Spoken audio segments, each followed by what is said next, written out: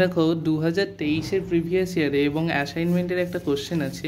প্রশ্নটা কি বলছে, এ 220 volt 24 ampere 1000 RPM DC separately excited motor has an, এটা তুমি মার্ক করবে, ডিসি সেপারেটলি এক্সাইটেড মোটরের কথা বলছে, হ্যাজ অ্যান আর্মেচার রেজিস্ট্যান্স, এখানে তোমায় বলে দিয়েছে 2 ওহম। আর্মেচার রেজিস্ট্যান্সকে আমরা আর এ দ্বারা ডিনোট করি। দ্য মোটর ইজ কন্ট্রোল, মোটরটাকে আমরা কন্ট্রোল করছি by a chopper with a frequency of 500 hertz, এটা তুমি মার্ক করো, 500 হার্টজ ফ্রিকোয়েন্সি দিয়ে তুমি কন্ট্রোল করছো, এবং from a supply of 230 volt, মানে চপারের যে সাপ্লাইটা দিয়েছে সেটা হচ্ছে 230 ভোল্ট। তোমাকে যেটা বার করতে হবে, calculate duty ratio for 1.2 Times 1.2 Times the rated torque and 500 RPM, 500 RPM এবং টর্কটা 1.2 টাইমস, এইটা 1.2 টাইমস হওয়ার পর সেখানে সেই কন্ডিশনে তোমাকে ডিউটি রেশিওটা বার করতে হবে। তো এখানে এই অঙ্কটা সলভ করার আগে তোমাদের যেটা জানতে হবে, প্রথমে সেপারেটলি এক্সাইটেড মোটরটা কী। দেখো সেপারেটলি এক্সাইটেড মোটরের ক্ষেত্রে কী হয়, তোমার এইখানে যে মোটরটা থাকে এবং মোটরের সাথে এখানে তো তোমার ভোল্টেজ সাপ্লাই থাকে এবং এখানে আর্মেচার কারেন্ট ঢুকছে মোটরের মধ্যে, আর এখানে যে ফিল্ডটা এক্সাইট করার জন্য যে ফিল্ডটা সেটা থাকে এর বাইরে, পুরো সেপারেটলি থাকে, সেপারেটলি এখানে তোমার একটা ফিল্ড দেওয়া থাকে এবং এখানে থাকে আই ফিল্ড, এর মধ্যে আই ফিল্ড কারেন্ট আসছে, এখানে একটা তুমি এক্সট্রা ভোল্টেজ সাপ্লাই দিয়ে রেখেছো। তাহলে এখানে দেখো আর্মেচার কারেন্ট আর ফিল্ড কারেন্টের মধ্যে কোনো রকম সম্পর্ক কিন্তু নেই। এটা কার জন্য না, ডিসি সেপারেটলি এক্সাইটেড মোটরের জন্য। সেপারেটলি এক্সাইটেড মোটর হলে তাহলে তোমাকে এখানে যেটা জানতে হবে যে আই এ এটা শুধুমাত্র এইখানে যে অ্যামাউন্ট অফ মোটরে যে কারেন্টটা ঢুকছে সেটাই আর্মেচার কারেন্ট, মানে তোমাকে যে 24 অ্যাম্পিয়ারটা বলে দেওয়া আছে it is nothing but armature current 24 ampere. Okay, এবার দেখো সমস্ত রকম ডিসি মোটরের ক্ষেত্রেই সেখানে কিন্তু ব্যাক ইএমএফ জেনারেট হয়। তুমি বলবে ব্যাক ইএমএফটা কি না, ব্যাক ইএমএফ হচ্ছে এই যে আর্মেচার ঘুরছে, আর্মেচারটা রোটরের মধ্যে আছে, রোটর ঘোরার জন্য আর্মেচারে ইএমএফ ইন্ডিউস হয়। কীভাবে না, স্টেটরে যে ফিল্ড তৈরি হচ্ছে সেটা তো ফ্লাক্স লাইন কাট করতে থাকে, আর কাট করলে সেখানে ইএমএফ ইন্ডিউস হবে এবং আর্মেচারে তৈরি হওয়া ইএমএফটা এই সাপ্লাইড ভোল্টেজকে অপোজ করে বলে এটাকে ব্যাক ইএমএফ বলা হয়।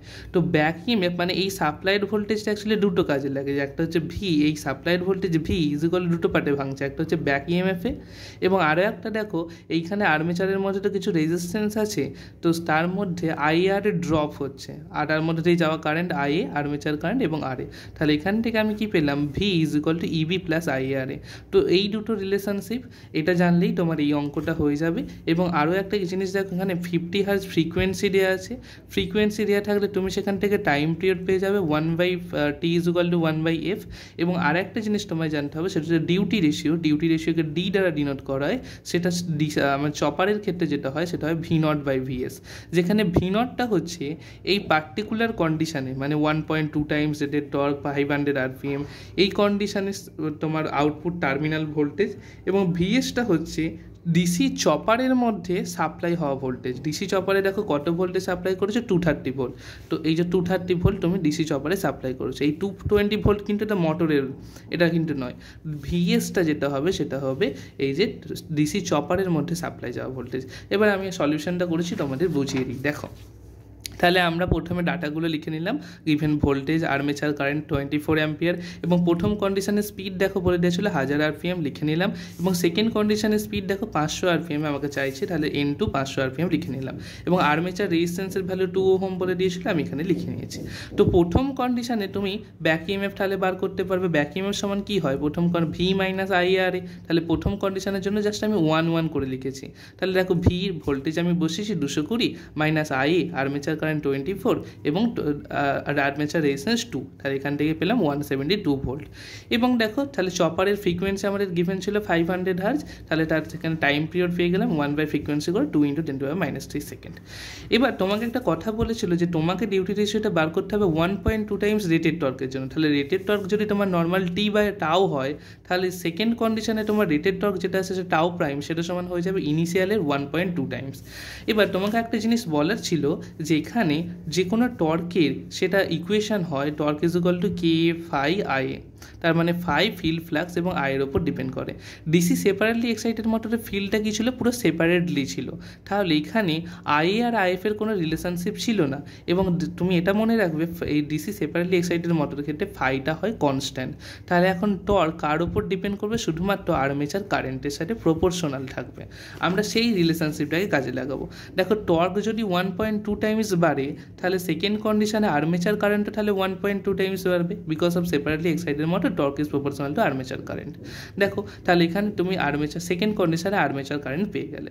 এবার তোমার কি চাই, তোমার ডিউটি রেশিও বার করতে হবে। ডিউটি রেশিও মানে V0/VS। তুমি VS সাপ্লাইড ভোল্টেজ জানো ডিসি চপারের ক্ষেত্রে 230 ভোল্ট, তোমার এই V0টা চাই, মানে সেকেন্ড কন্ডিশনে টার্মিনাল ভোল্টেজ তোমার চাই। তুমি টার্মিনাল ভোল্টেজের সাথে ব্যাক ইএমএফ এর ফর্মুলা জানো, টার্মিনাল ভোল্টেজ সমান কী হয়, ব্যাক ইএমএফ প্লাস IARA।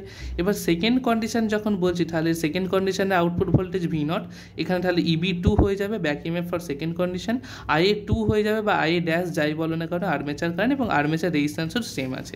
তো এই ফর্মুলা দেখো আমি এখানে লাগাচ্ছি, V0 = EB2 plus IA dash RA। তাহলে V0 এর ভ্যালু আমার এখান থেকে চাই, EB2 এর ভ্যালুটা আমার জানা নেই, এটা আমি কিভাবে পাবো, দেখো EB এর একটা সম্পর্ক হয়, EB is proportional to EB হয় K phi N।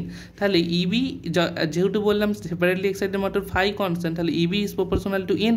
তাহলে EB যদি N এর সাথে প্রপোর্শনাল হয়, তাহলে প্রথম কন্ডিশনের EB1 তোমার জানা, প্রথমের N1 স্পিড জানা, N2 স্পিড জানা, তুমি কি EB2 বার করতে পারবে না? অবভিয়াসলি পারবে। দেখো আমি সেটাই করেছি, EB1/EB2 = N1/N2, সেখান থেকে আমি EB2টা বার করে নিয়েছি, 86 ভোল্ট আমার আসছে। তাহলে এখন আমার আউটপুট ভোল্টেজ V0টা দরকার ছিল ডিউটি সাইকেল বার করার জন্য, তাহলে V0 সমান কি পেয়ে যাব, EB2 এর ভ্যালু আমি যেটা পেয়েছি 86 প্লাস IA ড্যাশ আমার 1.2 টাইমস বেড়ে গেছে, তাহলে এটা হয়েছে 28.8, এবং এখানের যে আর্মেচার রেজিস্ট্যান্স 2 ওহম সেটা ছিল, তাহলে এখান থেকে আমি V0 পেয়ে গেলাম। দেখো তোমার যেটা অ্যান্সার চাইছিল D = V0/VS, তুমি জানো V0 এর ভ্যালু 143.6 পেয়েছো। VSটা কি ছিল না, সাপ্লাইড ভোল্টেজ, তো ওটা চপারে কত ভোল্টেজ সাপ্লাই করেছে, 230 ভোল্ট, সেটা রেশিও বার করলে এবং 0.624। So this is the answer of this question. তাহলে এই কোশ্চেনটা তোমাদের অ্যাসাইনমেন্টেও এসছে, অ্যাজ ওয়েল অ্যাজ তোমাদের কিন্তু প্রিভিয়াস ইয়ারেও এসছে, একটু জাস্ট স্লাইড ডাটা চেঞ্জ আছে। তাহলে আশা করছি তোমরা এই কোশ্চেনটা বুঝতে পেরেছো। চলো, থ্যাংক ইউ।